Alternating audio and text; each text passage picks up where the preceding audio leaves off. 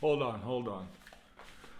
Hold on, guys. What we're not going to do is like go into this mindset of Arsenal are going to beat us because the last time we were on a good run and da da da da and this is what happened. Da, da. No, we're not going to do that. We are not going to do that. What's going to happen tomorrow is we're going to beat Arsenal. Everything's going to be fine. And we're just going to need one more point against Leicester in the Premier League to secure top four. That's the plan. That's exactly what's going to happen. None of this Arsenal is our boogie team type stuff anymore. Anyway, guys. Hey, sorry. Hi, how are you? Hope you're doing well. Yeah, Chelsea versus Arsenal. It's payback time. It's time for us to get our revenge from the last time around. And yeah, before I get into all of that, guys, please don't forget to like, comment, subscribe.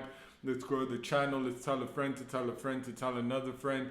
And yeah, let's get right into it. Right, so Arsenal visit the superior club in London this week.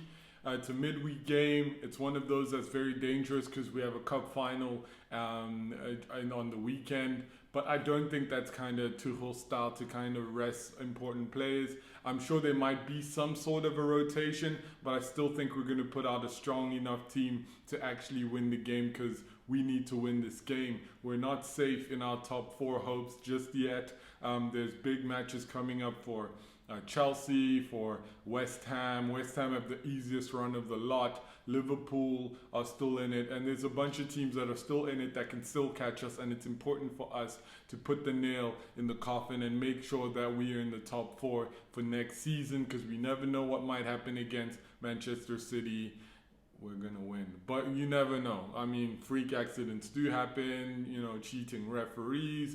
We've had that in the Champions League before, so we never know. We need to make sure that we are on point and we beat Arsenal like we should. They won against West Brom recently. It was an okay. I mean, I definitely felt like West Brom could have won that game or at least drawn when it was 2-1, but unfortunately they didn't and they got relegated. There was a lot of pressure on West Brom and none so much on Arsenal. I think Arsenal's season is over and it's the same thing going into a match against Chelsea. Arsenal don't really have much to play for. Even if they win this game, it doesn't really mean much in terms of their season. And yeah, we're the ones that are stuck in the top four race who have an FA Cup final. It's almost like our success has become some sort of a curse for us, but it's a good curse to have. I mean, being in the situations that we are in right now, and imagine us making top four, winning FA Cup and winning the Champions League, I would call that a successful season. I just want to take a left and pull the car over somewhere. I was watching the press conference earlier with Thomas Tuchel, and he had two questions from reporters about how what he thinks of Frank Lampard being able, what Frank Lampard did before his arrival and all that blah. English press, please stop this nonsense, okay? We know Lampard is a legendary English footballer and we get that blah, but please stop this. Like, you are diminishing what Thomas Tuchel has done in the time that he's arrived. I don't know any coach in the time that they've been at a job for 4 months has done what Thomas Tuchel has done. And it's not just about reaching we were still in the Champions League and in the FA Cup thanks to Lampard or whatever. It's not just about that. It's about how the football team has changed, how Chelsea are able to go into a match against Manchester and us as fans are not scared shitless. Like, it's about those ideals, what he's brought to certain players, how he's revitalized Alonso, how he's revitalized Christensen, Rudiger, Azpilicueta back in the team. Look at how James is playing now. Mount has gone levels above what he was playing when he was under Lampard.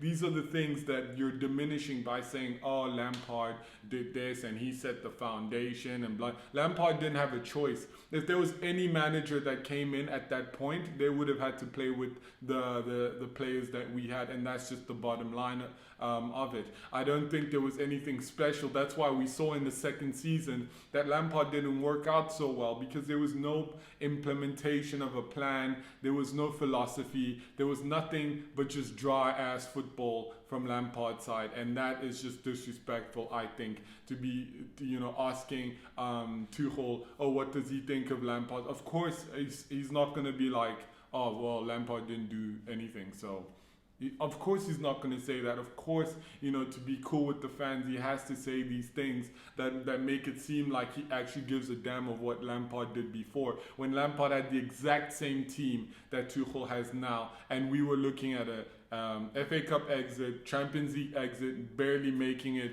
in the top 7. So done with that, but I just wanted to make my opinion known about how the English media is trying to push this. Not just the English media, English fans in general also. Again, I'm a big fan of Frank Lampard, but as a coach, Frank Lampard didn't cut it. And that's the bottom line. Anyway, moving on to the game against Arsenal. I don't know if there's going to be too many changes from Tuchel's side. I hope not, because again, like I said, this is a very important match. So I'm going to go into my team for the match against Arsenal tomorrow. I definitely think Mendy's going to start. None of this Kepa vibes. I definitely think that Mendy needs to start this game, and just to secure, because we need these points so bad. I feel like a lot of fans are thinking, oh, you know, it's just Arsenal, we can take it easy. No, we definitely need to win this, because a loss tomorrow and wins all around us creates another problem for us, where we have to go into the Aston Villa game, you know, putting the best team so we can win it and try and get into top 4, maybe injuring someone right before the final. So it's important that we finish this top 4 race against Arsenal and against Leicester next week. So Mendy in goal, and at the back we're going to go with Azpilicueta, Thiago Silva and Rudiger. I definitely think that those three, because Thiago Silva sat out of the last match, and it's similar with Mason Mount, but yeah. And on the wing, I think we're going to see Reece James again. And on the left, I'm not too sure, but I'm going to go with Alonso again. I just think Alonso deserved, after his performance against Man City, which wasn't great, but the goal was needed, and I think he plays well when it comes to playing against Arsenal. In the middle, I'm going to go with Billy Gilmour and Jorginho as the 2. I think that N'Golo Kante needs a rest, and he's one of those players that Tuchel will watch out for, especially, you know, in case of like accumulated fatigue and maybe getting prone to injury. So I think N'Golo should be rested for this one. And up front, I'm going to go with Kai Havertz, Pulisic and Mason Mount. Mason Mount again was rested in the last game, and he needs to come back in. Like he said, it's better when he keeps going instead of stopping and starting. It's not good for him. He prefers it when he goes match after match after match after match. So I definitely think Mason Mount has a place in this team so that we can defeat Arsenal and get our revenge.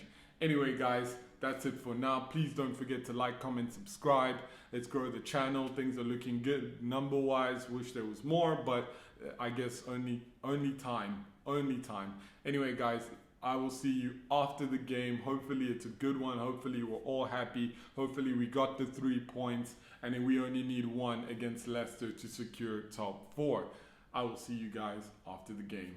Peace.